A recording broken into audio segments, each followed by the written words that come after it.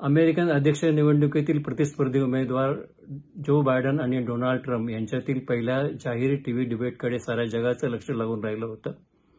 सीएनएनतर्फे Atlanta येथे झालेल्या या डिबेटमध्ये सरशी कोणाची होणार आणि बाजी कोण जिंकणार याविषयी अनेक तर्कवितर्क लढवले जात होते. त्यामुळे प्रचाराची भावी दिशा काय असणार आहे आणि संभाव्य विजयी उमेदवार कोण असणार आहे याचे संकेत मिळणार होते. यापूर्वी स्टेट ऑफ युनियन ॲड्रेसच्या वेळेला बायडन यांनी अतिशय प्रभावी भाषण केलं होतं. अशीच प्रभावी कामगिरी ते या डिबेटमध्ये करतील अशी अपेक्षा होती. ही अपेक्षा मात्र फलद्रूप झालेली दिसत नाही. यावेळेला बाजी जी मारली ती ट्रम्प यांनी, त्यामुळे ट्रम्प यांच्या गोटामध्ये आनंदाचं वातावरण आहे, तर बायडन यांच्या गोटात आणि पक्षामध्ये अतिशय दुःखाचं, चिंतेचं आणि निराशेचं वातावरण आहे. आता प्राप्त परिस्थितीमध्ये नेमकं काय करायचं हा एक मोठा संभ्रम या पक्षापुढे आहे आणि ही कोंडी कशी फुटणार याविषयी देखील आता काही सांगता येणं अवघड आहे. बायडन यांनी आपणही या निवडणुकीतून माघार घ्यावं आणि एखाद्या तरुण उमेदवाराला संधी द्यावी अशी पण मागणी काही नेत्यांकडनं केली जात आहे. पण निवडणूक प्रक्रिया आता अशा काही टप्प्यावर आहे की ही मागणी कदाचित पूर्ण करणं शक्य होणार नाही.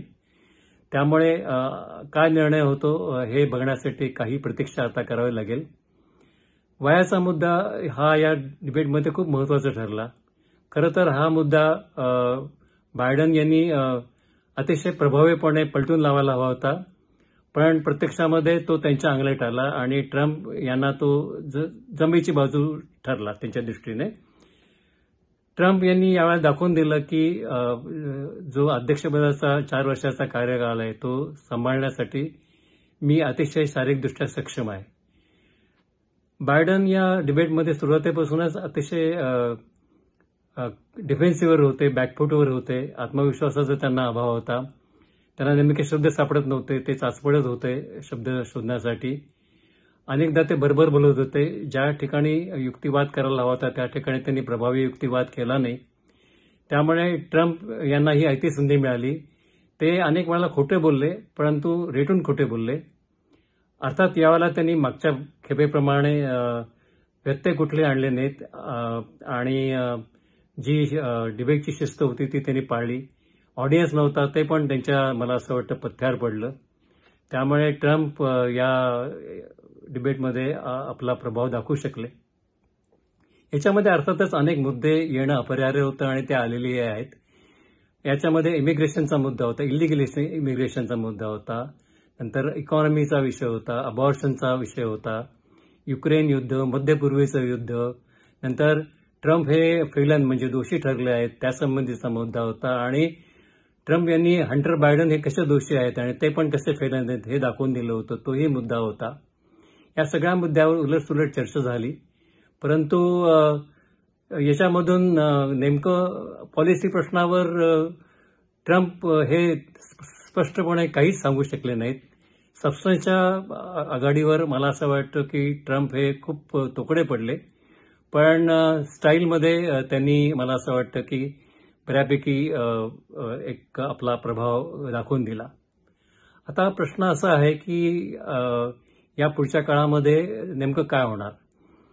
कदाचित रॉबर्ट केनेडी यांना याच्यामध्ये अधिक काही मतं मिळाली तर जी काही कॅल्क्युलेशन्स आहेत या निवडणुकीतील त्याच्यामध्ये काही फरक पडू शकतो. कमला हॅरिस हा देखील फॅक्टर इथे महत्त्वाचा आहे की या